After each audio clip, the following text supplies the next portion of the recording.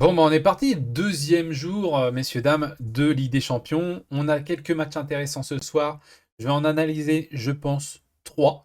Même s'il y en a un qui va aller très vite et vous allez être peut-être un peu surpris. Mais il y en a un que je vais squeezer un petit peu. On va le faire en premier, comme ça on va le squeezer assez rapidement. Et puis on va passer aux deux autres qui seraient très intéressants. Je fais le récap vite fait des matchs de ce soir. On a l'Olympiakos contre le Pafos, qui fait son ouverture en Ligue des Champions. Le Slavia contre Bodo Glimt, pareil, Bodo Glimt qui fait sa rentrée pour la première fois en Ligue des Champions. L'Ajax qui va recevoir l'Inter. Le Bayern qui reçoit Chelsea. Liverpool qui reçoit l'Atlético. Et le PSG qui reçoit l'Atalanta.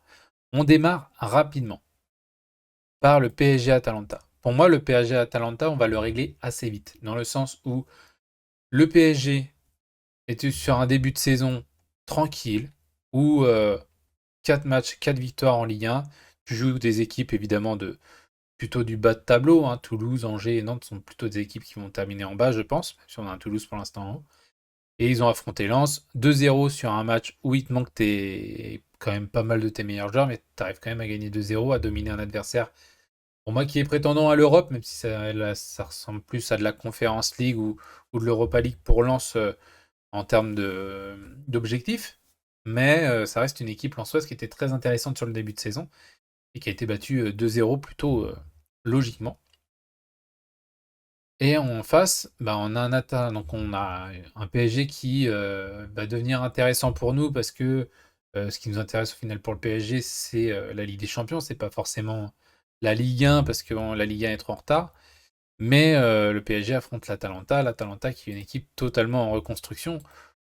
Pas forcément totale reconstruction, mais le départ de Gasperini et l'arrivée d'Ivan Juric reste une incertitude à l'Atalanta. Je pense que l'équipe n'est pas du tout la même que l'an passé, ou que des années passées même, et qu'on va avoir, je pense, un Atalanta beaucoup moins fort.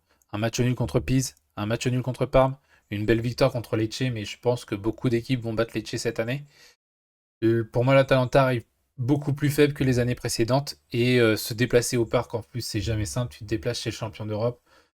Il y a quand même des cadres solides, t'as ton milieu de terrain qui est toujours là, t'as ta défense qui est là. Alors oui, évidemment, t'as pas Dembélé, t'as pas Désiré Doué, mais bon, t'as un Barcola qui est très en forme. Gvara, je pense qu'il sera là, il sera peut-être retour de blessure. Et puis Gonzalo Ramos qui a tout approuvé, c'est le genre de match où faut qu'il y aille, quoi. Donc pour moi, le PSG va pas largement, mais voilà, un 2-3-0, hein. 2-3-0 le PSG contre l'Atalanta, je serais pas très surpris. Et c'est pour ça que c'est un petit peu mon match squeeze, dans le sens où je vois pas l'Atalanta embêter énormément cette équipe du PSG. Dans tout le calendrier qu'ils ont le PSG en Ligue des Champions, je pense que c'est une des équipes les plus faibles qu'ils affrontent. Donc, on passe aux deux autres. Le premier, oh, le premier, on va aller sur le Bayern-Chelsea.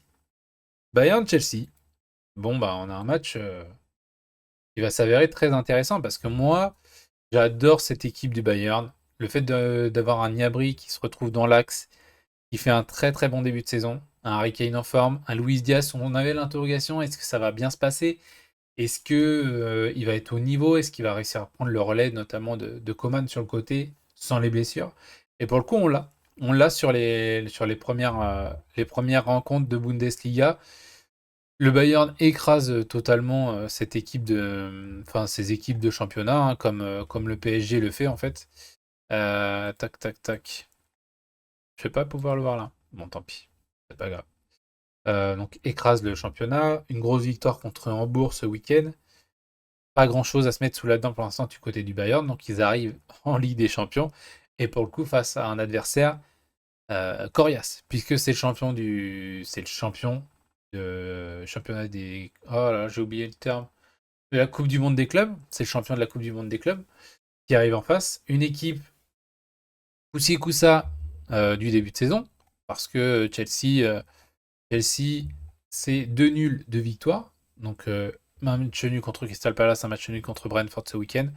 Une victoire contre Fulham qui, malgré tout, est intéressante parce que Fulham est quand même une équipe intéressante de première ligue. Donc, gagner 2-0, ça a quand même un impact, ça a quand même une valeur. Et le 5-1 contre West Ham qui n'a aucune valeur. Voilà. Ça n'a aucune valeur parce que West Ham est nul. Voilà. On va pas se mentir, West Ham est nul. et Hammers sont nuls. Donc ce n'est pas représentatif. Mais Chelsea, qui a un petit peu une fin de loup, Chelsea qui veut prouver en Ligue des Champions cette année, eux qui ont fait Conference League l'an passé, ils veulent prouver qu'ils sont de retour. Et contre le Bayern, c'est un test plus qu'intéressant pour eux. C'est un test pour voir si vraiment tu as le niveau. Donc ça va être un match très intéressant. Cole Palmer, qu'est-ce que ça va donner dans un grand match comme ça?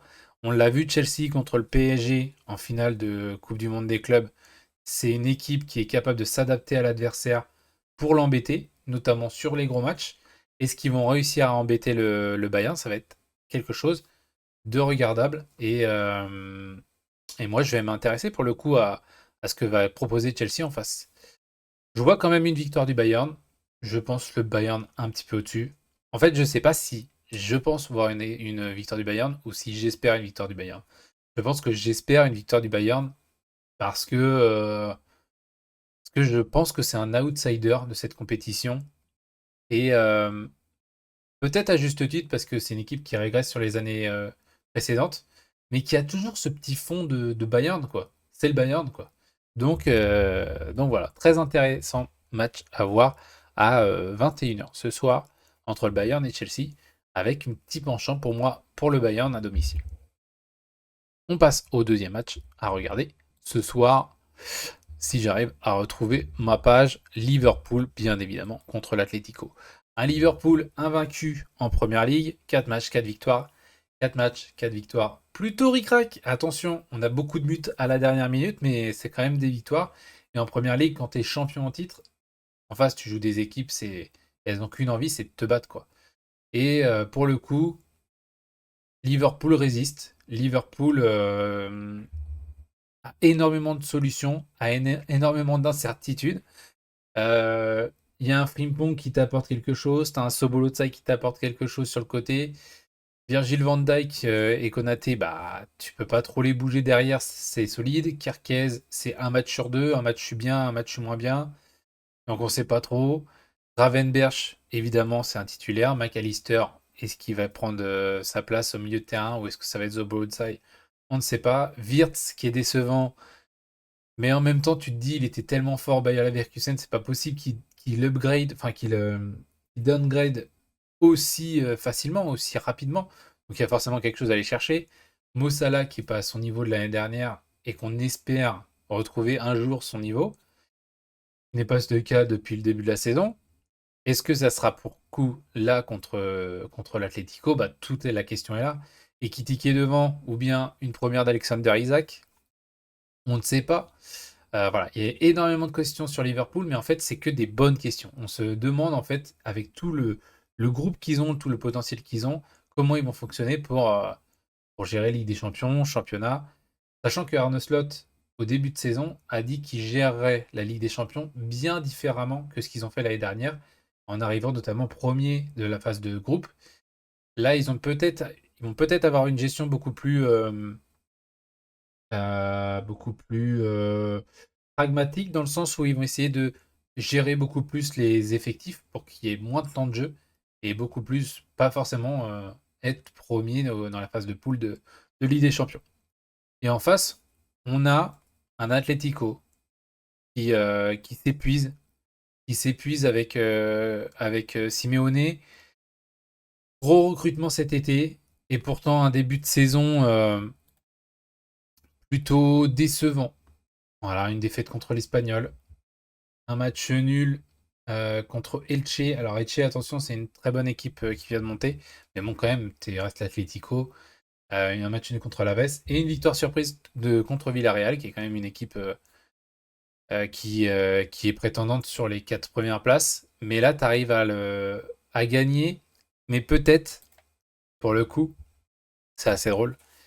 Mais dans un système qui te convient, quoi. Dans le sens où après, tu es au Metropolitano, donc tu es chez toi, tu joues une équipe qui joue, parce que c'est une équipe qui joue, Villarreal, mais mine de rien, tu as dominé ton adversaire. Donc est-ce que l'Atlético est pas en mode, nous, ce qu'on kiffe, c'est les gros matchs. Et du coup, les gros matchs, nous, on joue. Et bien, ce soir, il y a un gros match. Donc, est-ce que on va avoir un Atlético un petit peu différent et un Atlético qui va jouer avec un Grisou qui revient un petit peu en forme, qui fait des fins de match plutôt intéressantes? Je ne sais pas. Je ne sais pas, je ne sais pas. Il y a énormément de questions. Pour moi, les questions du côté de Liverpool sont des questions positives. Les questions du côté de l'Atlético, pardon, sont des questions plutôt négatives, dans le sens où pour moi, c'est une équipe qui régresse et qui est vraiment pas facile à regarder. Quand tu veux voir des buts, quand tu aimes le spectacle, tu vas pas forcément t'intéresser à l'Atlético. Quand tu es coach et que tu t'intéresses à la tactique et que tu t'intéresses au jeu, bah, tu t'intéresses un petit peu plus à l'Atlético parce qu'en fait, c'est fou d'avoir un jeu aussi mauvais à regarder, mais en même temps si kiffant à se dire putain, ils font toujours la même chose et ça marche tout le temps. Donc pour moi, je vais viser une victoire de Liverpool. Évidemment, ric-rac. Ric-rac, ric-rac. Parce qu'ils sont ric-rac dans le jeu. Ils n'arrivent pas à ce que toute l'alchimie des 11 joueurs, avec toutes les recrues, etc., fonctionne ensemble. Mais ça va venir petit à petit. Et à Anfield, l'Atlético, je crois qu'on peut le voir les différentes confrontations récentes, mais sont plus à l'avantage de Liverpool. 2-0 en 2021 à Anfield, avec un carton rouge notamment pour Felipe. Euh, mais voilà. Je vois une victoire plutôt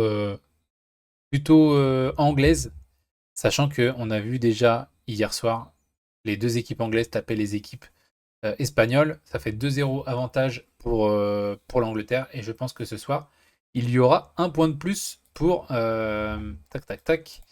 Il y aura un point de plus pour l'Angleterre avec la victoire de Liverpool contre l'Atlético Madrid. N'hésitez pas à me dire vos avis sur les matchs de ce soir. Et puis, on se retrouve bien évidemment demain pour l'analyse des autres matchs. Et aussi, évidemment, le récap un petit peu de ce qui s'est passé ici. Et voilà, je vous dis une bonne soirée et je vous dis à la prochaine. Ciao!